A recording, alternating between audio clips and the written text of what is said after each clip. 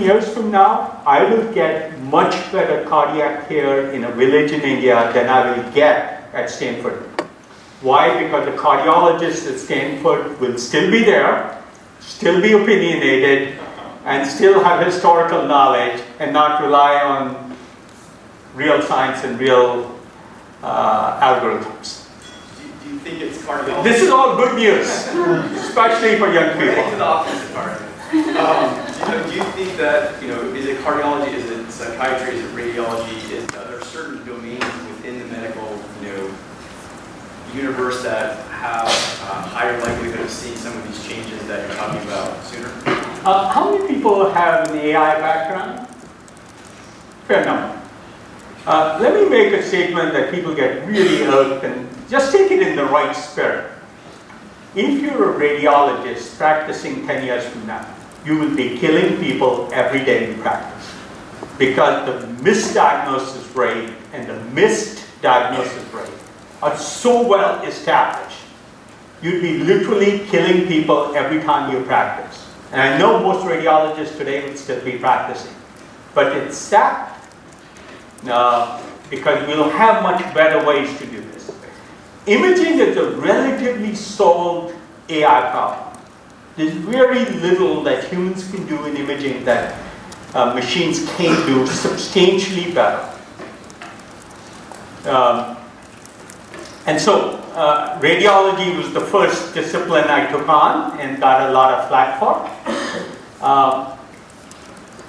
And then, so that's one end where you can clearly say any image, whether it's ultrasound or x-rays or, I saw a company that can take 10-year-old x-ray images that were done to detect a lung nodule and tell you what your probability of developing osteoporosis is there.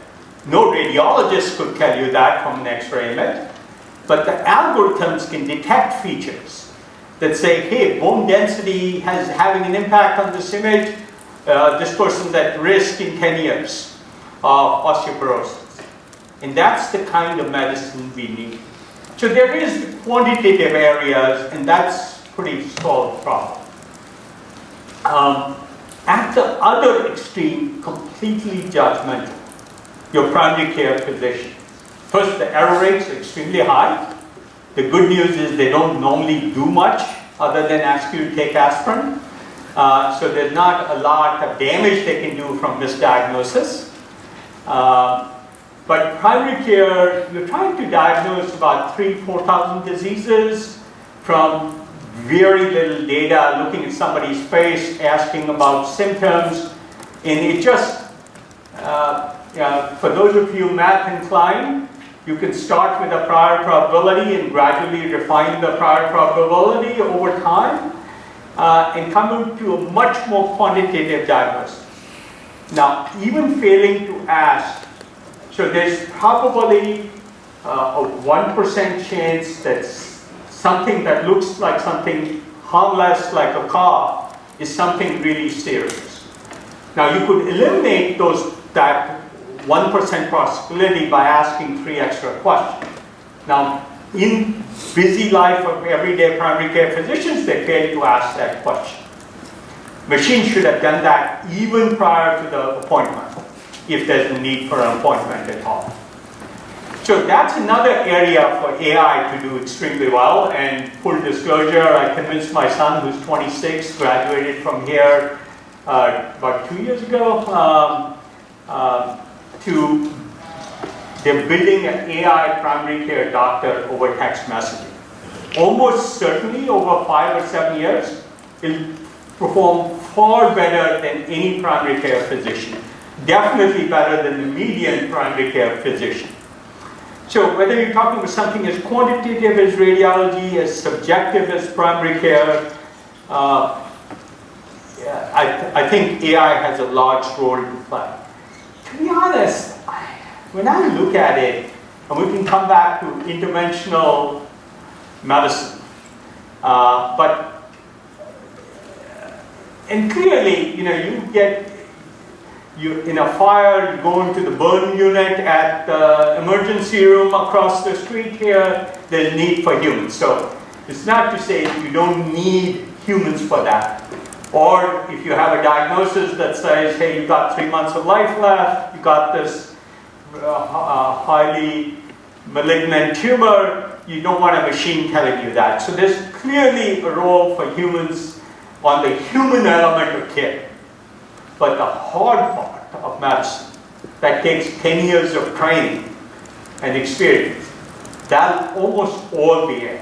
I can't imagine any oncologist, and there's nobody doing this, by the way, real startup opportunity. There's no oncologist who can do better than an AI oncologist. Why? Because even if you take a narrow domain like HER2 positive breast cancer or triple negative breast cancer, there's 1,000 papers on it in the last year and a half that are really relevant that no practicing oncologist has read and can't apply this particular mutation or know what tests are available for that particular mutation. It's just not possible for humans to keep up with that volume of knowledge. So why shouldn't an AI oncologist do much better? Is there a domain humans will do better? I'm hard-pressed to find one. Interventional surgery for a bit, yes, true, but even there,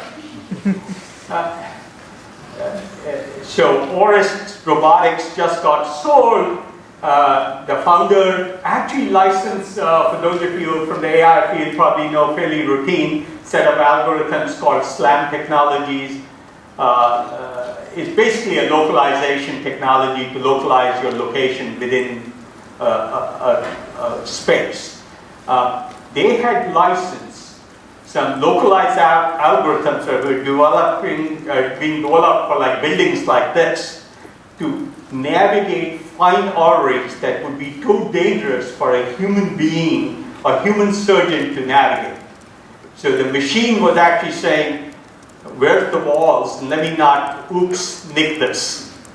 Right? So where that leads, hard to tell, but yes.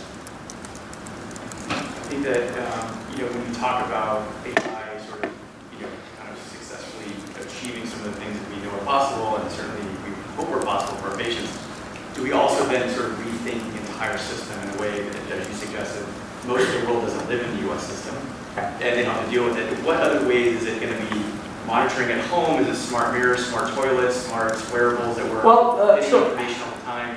So let me give you a bunch of radical examples. All of these hopefully meant to motivate one of you to get excited about it. Let me start. So I was mentioning my son's primary care doctor. They expect to have 24/7 free primary care. Why? When machines are doing it, you can actually afford that. Even with meeting regulation, where you actually have to have a physician do the final prescription. If you don't do a prescription, you don't need to do anything. But if you need a prescription, you need a physician to press the button. Even with that, they can afford free primary care. Right? Why? Because the pharmacy is enough of a spend to make up for the cost, but it relies on taking, telemedicine today is probably 10x cheaper than a direct face-to-face office visit. And it's relatively trivial to get 10x cheaper than telemedicine or 100x cheaper than a primary care visit. At that level, you're way, way below what even a copay is for a primary care visit for a person. The $10 you might have to pay for copay. You can be in a primary care prescription at $2 or $3 or $1, that is achievable.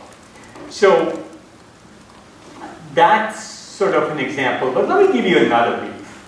When you go to your physician, he'll look at this little quest sheet, mark up, hey, get your hemoglobin tested, I want to see your potassium level or whatever the condition might be. Why do we have 30 things on that sheet? How many biomarkers are relevant in your body, any of these? it's at least thousands. It may be tens of thousands and could be hundreds of thousands of biomarkers. And hundreds of thousands you then have to fractionate an oligo from an oligo, the saccharide part for an oligosaccharide. But there are clearly, at a minimum, thousands of proteins in your body, thousands of RNA that sort of speak to what your genes are doing, the transcriptome, thousands of metabolites. So every blood test should be 5,000 to 10,000 markers. But we do 30 because physicians can only look at 3 of those 30. So we are not collecting the data we need because we limit it by what humans can use, which is a fundamental flaw in medicine. We should stop collecting data only humans can use. And now we do a little bit of that. We go through 1,000 slices in an MRI easily, and no human can look at 1,000 slices, but they can scan them and then localize and say, let me look at these region more precisely. But we should be collecting a lot more data. One of my favorite projects is to collect 5,000 biomarkers for under $100, every single test, including blood collection. And today you couldn't get a phlebotomist for under $100, or maybe you can for close to that. But then you sort of say, machine should operate on this data, because there's a few thousand, maybe 3,000 metabolic pathways in your body, but they're behaving like an engineering system. All 3,000 metabolic pathways operating in the body at the same time, in the same place, usually communicating through a common channel called the vascular system, okay, through your blood. This is highly complex systems. This is not biology, it's complex systems theory. And that's how we should be looking at it, and we can only get to characterize the state of a system. And electrical engineers will understand the language I'm using only by looking at the system level view. But nobody in medicine actually looks at it this way. They look at a biomarker, they look at a pathway maybe, but they don't look at 10,000 biomarkers at the same time. And that's where the big progress in medicine will come. I like to say it would be really nice, and it's totally feasible to completely eliminate the notion of symptom-based medicine. Only thing we practice today is symptom-based medicine.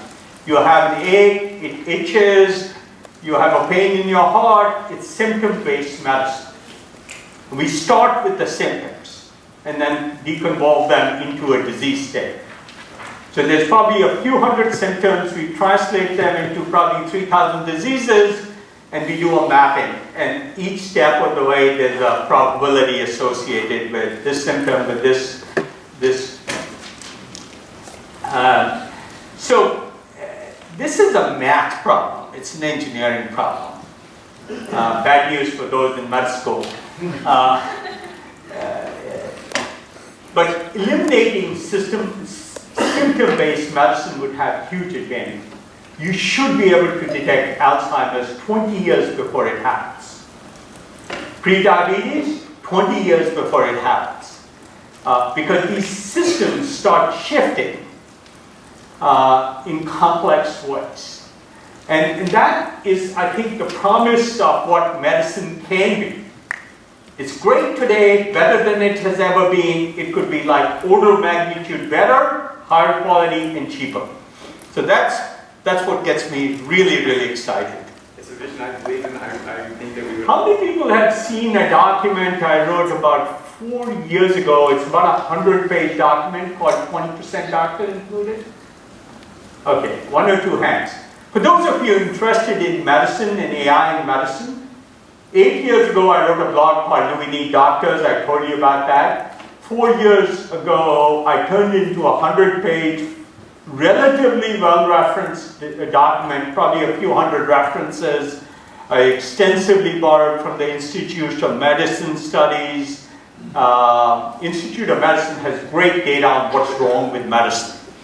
And they're very well done studies.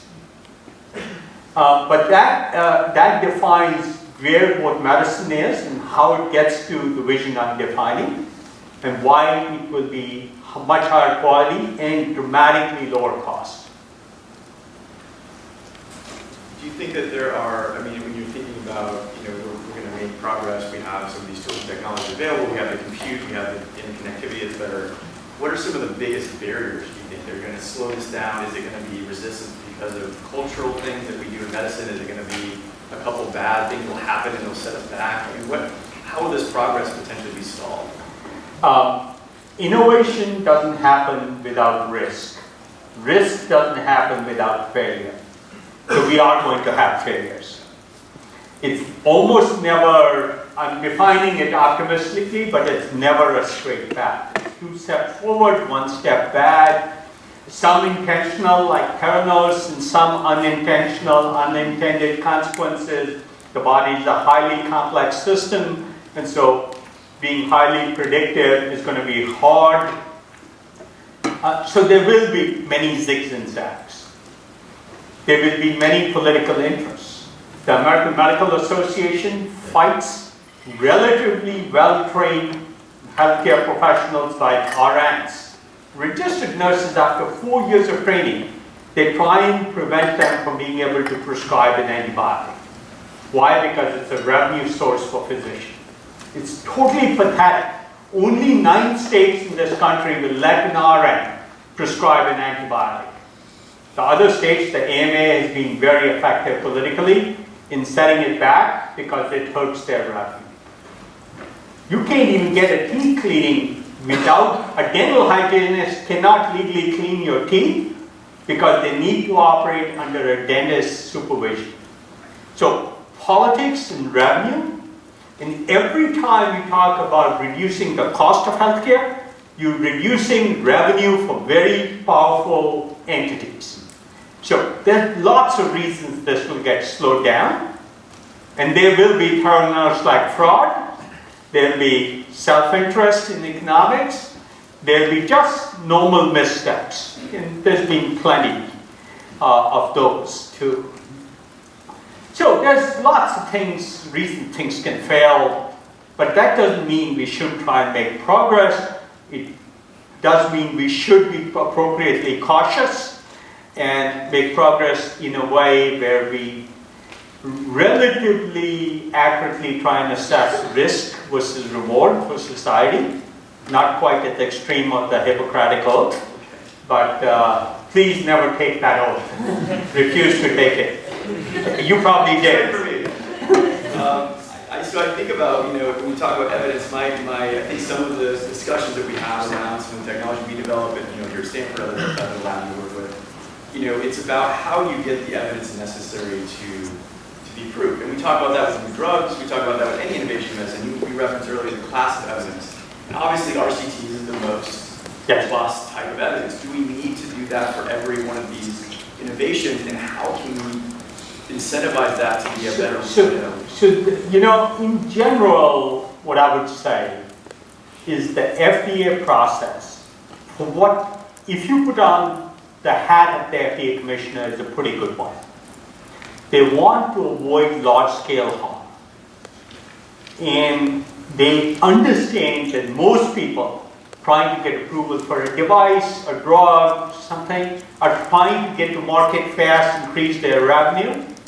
And so they have to pull back. Now, first, the level of proof needed. So, if a drug, if a life-saving drug, take anti-TNF inhibitors, large drug class, Humira itself probably $15 billion, something like that,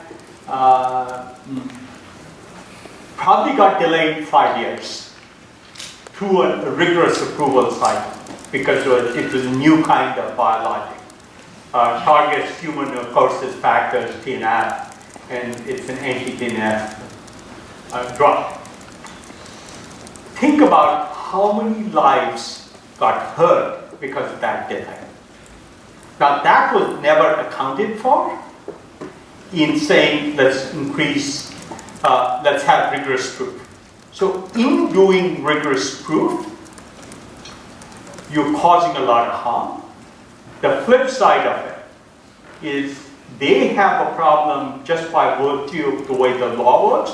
They approve a drug, then it's very hard for them to change their mind and say, oh no, this wasn't, I think this happened with a few drugs like Cervarix was like an aspirin, yeah. You can pull it back, but it's very, very hard and very rare. So if you just change legislation where approval happened early, for the next 5 years the drug was on probation and every incident was reported and monitored, you'd have data collection at a scale far more valuable than an FDA approval cycle. You know, if I have my favorite drug and I want to get it approved, I play a game. And it bothers me that every pharma company is playing this game.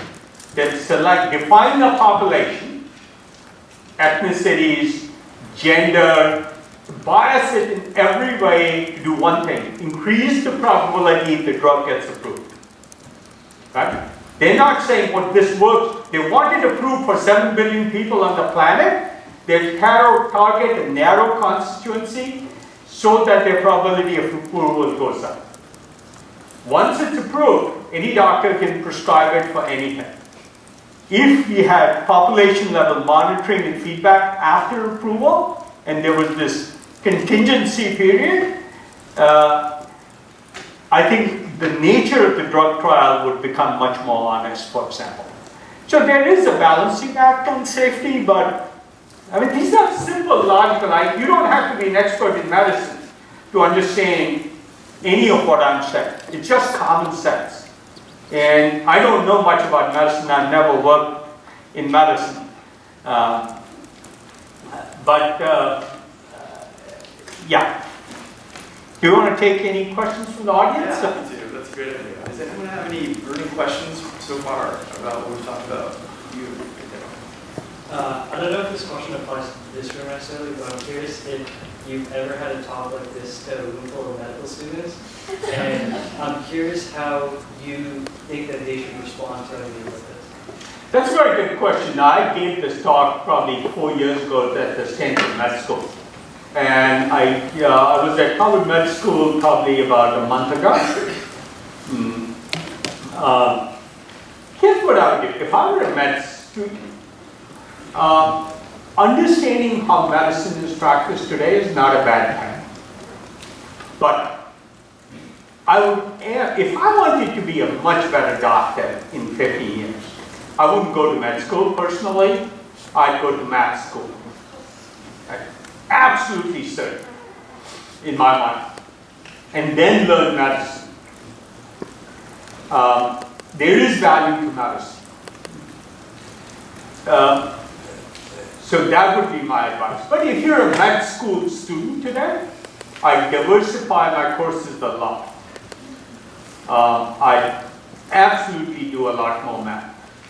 I do a lot more computer science. Interestingly, neuroscience is becoming more engineering than biology.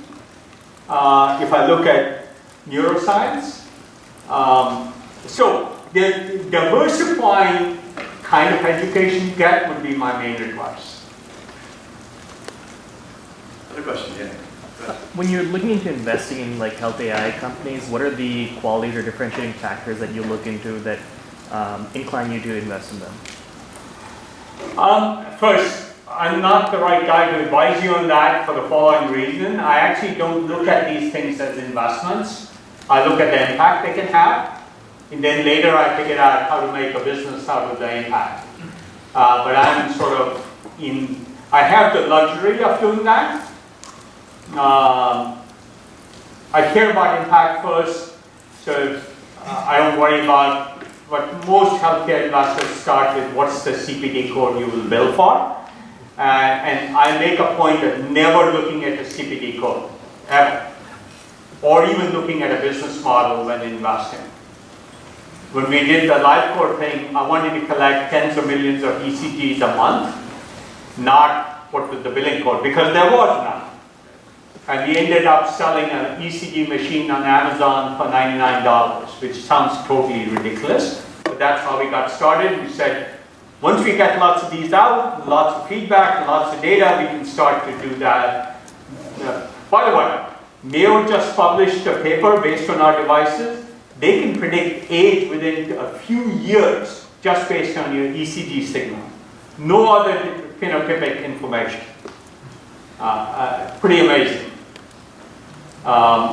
So I would say, at least with this age group of people, be motivated by the impact you can have and how technology can dramatically improve in a radical way what's being done today.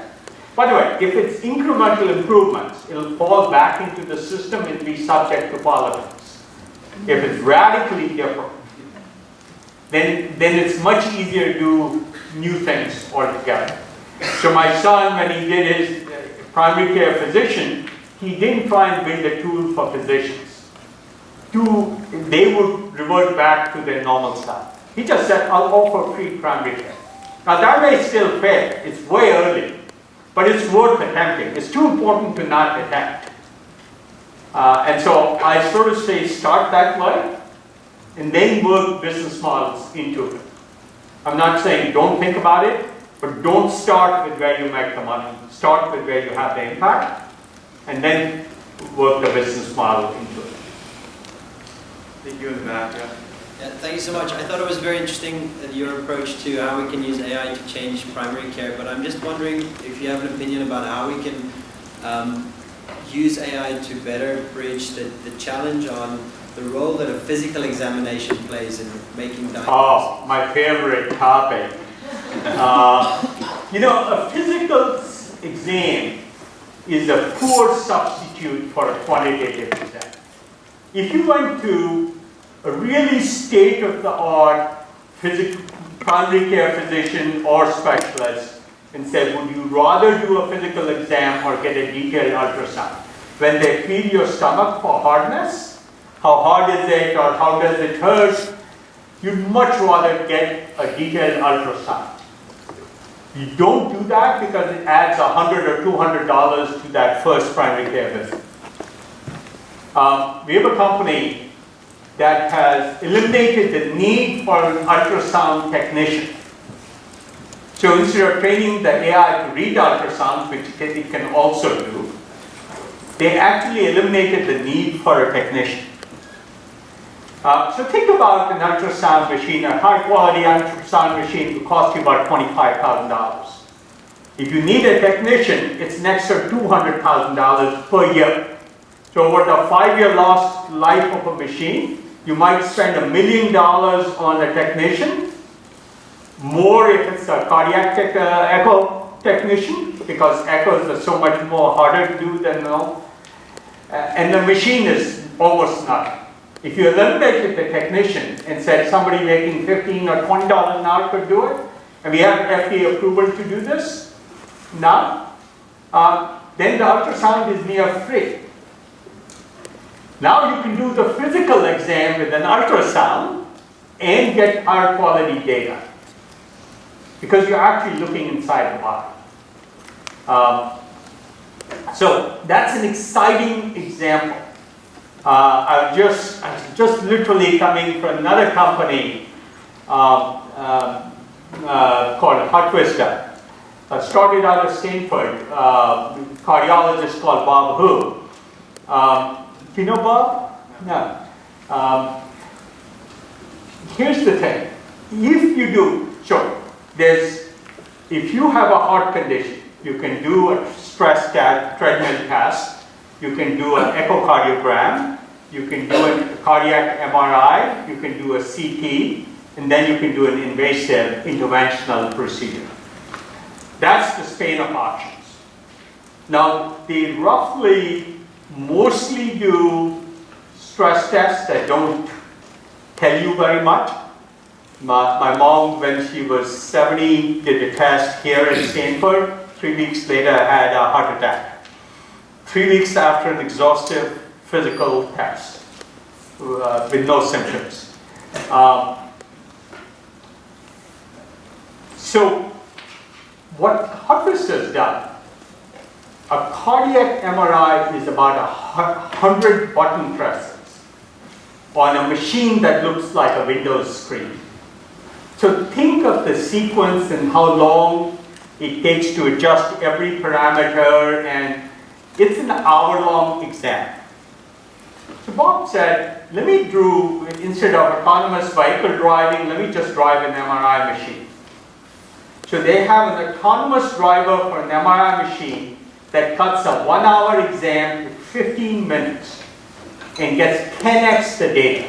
You can compute an ejection fraction for your heart from that 15-minute MRI, do all the perfusion studies, wall movements, scarring, ventricular function, valve function, all in 15-minute MRI with no radiation, far less cost than a CTI, far more information than an echocardiogram, and almost no expertise required. Now, this is promising. If you went to the American Cardiology Association meeting about a month ago, they recommended what's now called a CMR MRI as the best single method to get full cardiac information. But because the alternative is an hour and expense and lack of trained technicians who can do it, it's not practiced that much. But with this procedure, you don't need expertise, you just need an old MRI machine and boom. Don't upgrade your MRI machine. Don't upgrade your MRI machine. This is the kind of leverage that can be had, whether it's in physical exams or other exams. Sorry, I talk a lot. If we don't have much time, we'll do one quick question. You talked briefly about Humira, the FDA. Is there anything within technology as it applies to life sciences that particularly excites you? I'm sorry, any technology that... In the life sciences? Yes, almost everything. Now, let me give you the Humira example since you brought it up. Humira is a, let's say, $15 billion drug. Works in 50% of the patients only. And it costs about $50,000 per patient per year. So think about it. You spend $50,000 a year and generally wait 6 to 12 months to know it's even working in you. And there's only a 50-50 chance it works. So how do you know which patient should be on Humira? Physician recommends Humira, you have rheumatoid arthritis, physician recommends Humira, they submit it to the insurance company, they'll say no. Physician will give 2 more pieces of data, back and forth 6 times in 6 months, and they'll finally say, okay, if you insist, Humira is okay, right? Turns out, you can determine whether Humira will work in a patient or not, but not by looking at a biomarker. How many people are familiar with network theory? A few hands there. There's a guy called Barbasi at Northeastern. Never worked in biology or medicine. He was a network scientist, right? And he did an analysis of this complex the metabolic pathway system I was describing. Using strictly network theory, he determines with relatively high sensitivity and specificity whether Humira will work in a patient or not. Now this is network theory, strictly math, not biology. Simple test, one time, very high, like a 90% sensitivity and specificity. Now that's math and medicine in life sciences. Let me give you 2 other examples and we'll stop there. If you're looking for a drug, you pick up a receptor of interest. Every pharma company does this, picks a receptor, and then says, gets a few experts to say, hey, which class of chemicals is likely to bind to this receptor and will it be effective? And they might screen 1 million compounds. We have a company called Atomwise that would screen 500 million compounds in silico using AI things. And these were PhDs in structural biology, trying to do receptor binding of chemistry. And then they said, hey, throw that crap away, we'll just throw it into a deep learning system. And they get 1,000 to 10,000 fold better improvement. So their targets to chemical screen is like 1,000 times better than the next pharma technique. Right? That's really, really promising. Atomwise is doing that, and there's a few other people who've started to do that. Let me pick another completely different area. Anybody familiar with antisense oligos? Not enough biology people here. Surprising. So antisense oligos are a new class of compounds. When you take a chemical, it really will bind to a class of receptors. And so you can get to the target receptor, and every other receptor is a side effect of the drug, because that's how chemicals work. Antisense oligos will up or downregulate a specific gene in the body. So if you have a disease, let's say muscular dystrophy, it's one particular gene. There's about 170,000 pathogenic genes known. If you can precisely up or down regulate that gene, then you're in pretty good shape in very precise medicine.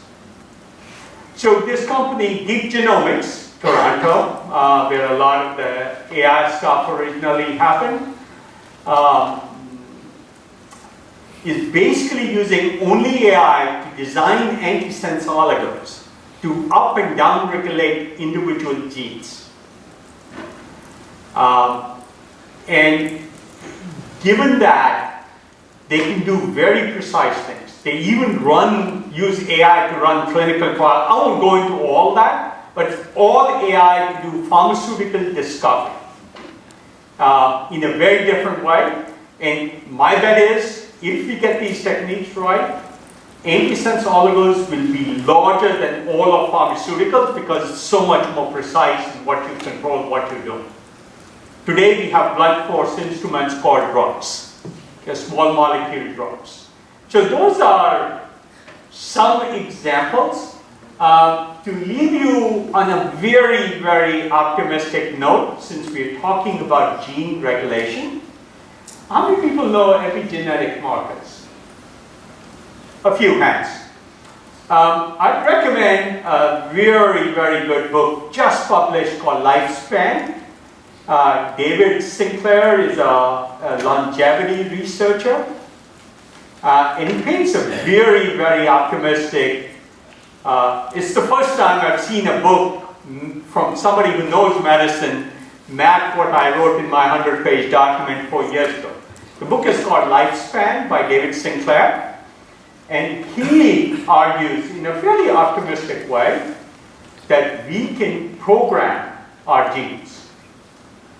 And aging is just epigenetic programming of our genes and can be reversed.